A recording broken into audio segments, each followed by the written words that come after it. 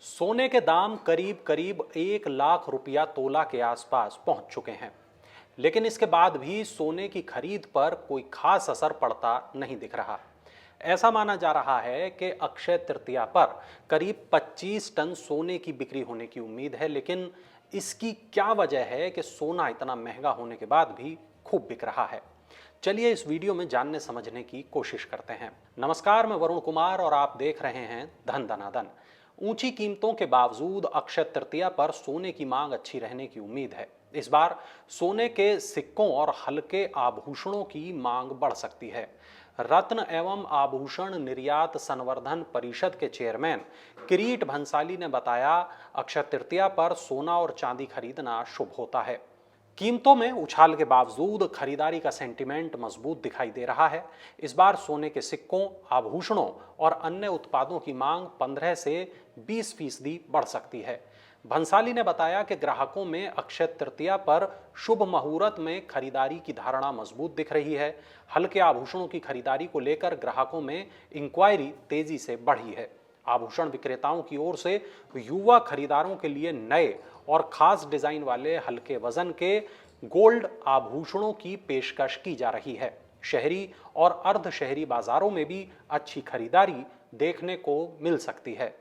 Indian Boolean and jewellers association के महासचिव सुरेंद्र मेहता ने बताया कि रिकॉर्ड कीमतों के कारण 30 अप्रैल को मनाई जाने वाली अक्षय तृतीया पर पिछले साल जितना ही यानी करीब 25 टन तक सोना बिक सकता है।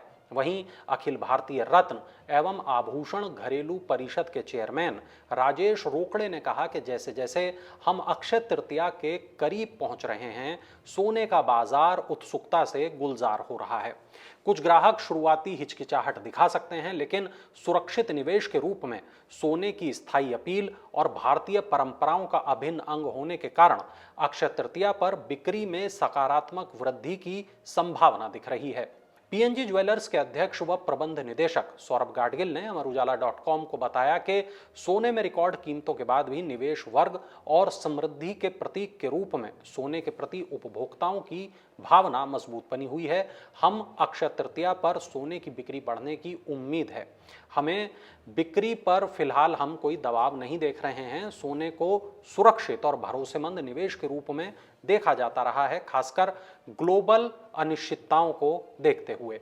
Indian Boolean and jewellery association के राष्ट्रीय प्रवक्ता बताते हैं कि फिलहाल सिक्के और बार में बुकिंग काफी समय पहले से हो चुकी है, लेकिन पिछले साल की तुलना में ये काफी कम है। बावजूद इसके अक्षय तृतीया पर अच्छी बिक्री की उम्मीद है। झवेरी बाजार के बीडी बेंगल्स के श्रेयस कोठारी कहते हैं, इस अवसर पर ग्राहक वर्ग शुभता और पारंपरिक खरीदारी के लिए खरीदारी करेगा, ऐसी हमें उम्मीद है। सोने की कीमतें ज्यादा होने की वजह से ये खरीदारी हल्के गहनों, पुराने देकर नया आभूषण लेने, कम ग्राम के सोने के सिक्कों की होगी, लेकिन ये पिछले साल की तुलना में कम रह सकती है। इसलिए हम गहनों की बनवाई पर छूट दे रहे हैं और कई तरह के ऑफर ग्राहकों के लिए पेश किए गए हैं। वर्ल्ड गोल्ड काउंसिल के क्षेत्रीय सीईओ भारत के सचिन जैन कहते हैं कि यह साल सोने के लिए महत्वपूर्ण रहा है। जनवरी से अब तक वैश्विक कीमतों में 25% की बढ़ोतरी हुई है। घरेलू बाजार में भी सोने की कीमतों ने 1 लाख रुपए प्रति 10 ग्राम का ऐतिहासिक उच्च स्तर छुआ और इससे उपभोक्ताओं का भरोसा, उनका विश्वास मजबूत हुआ। उनका कहना है कि सुरक्षित निवेश, अच्छे रिटर्न और पारंपरिक वजहों से सोने में उतार चढ़ाव के बाद भी इस अक्षय तृतीया पर सोने की अच्छी खरीदारी हो सकती है। उन्होंने बताया कि उद्योग की प्रतिक्रिया से पता चलता है कि उच्च कैरेट के सोने के आभूषण, गोल्ड ETF, डिजिटल सोना और सिक्के सहित बार व सोने के विभिन्न रूपों में खरीदारी ने मजबूत रुचि दिखा रहे हैं खरीदार इसमें।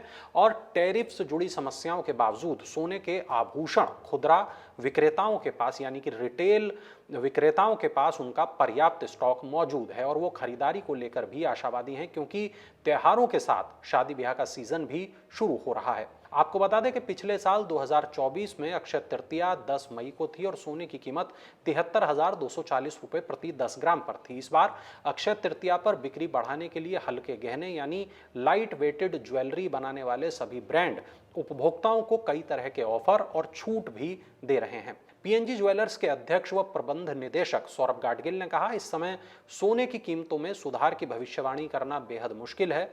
हम ऐसे दौर में हैं जहां वैश्विक अर्थव्यवस्था अभी कई चुनौतियों का सामना कर रही है, इसलिए सोने में निवेश सुरक्षित विकल्प है जो इसकी मांग को बढ़ावा देगा।